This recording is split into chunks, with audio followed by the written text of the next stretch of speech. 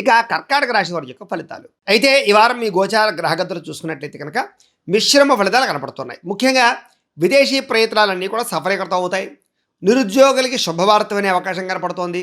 వివాహం కాని స్త్రీ పురుషులకి వివాహ యోగ్యత కనపడుతోంది. ప్రేమికులకి కలిసొచ్చే అవకాశం కనపడుతోంది. ఆకస్మిక ధనప్రాప్తి కనపడుతోంది. ఎప్పటి నుంచో రావలసినటువంటి మొండి బకాయిలు వసూలు చేసుకునే అవకాశం కనపడుతోంది. అప్పులు తీర్చడానికి ప్రణాళికలు కనపడుతున్నాయి.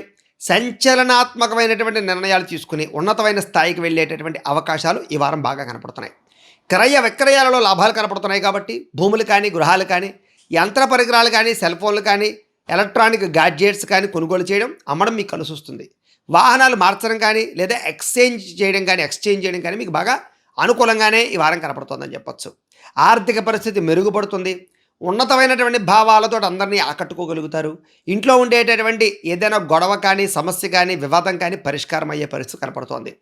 అలాగే భార్యాభర్తల మధ్య మైత్రి, ప్రేమికుల మధ్య కలయికలు, అలాగే ధర్మం పట్ల ఆసక్తి, పూజల పట్ల ఆసక్తి, ఆలయ దర్శనాలు చేయాలన్న తపన, టెక్నాలజీ అంటే ఆసక్తి, కొత్త విద్యల పట్ల ఆసక్తి, కొత్త ప్రాంతాలు తిరగడం పట్ల ఆసక్తి బాగా పెరుగుతాయి.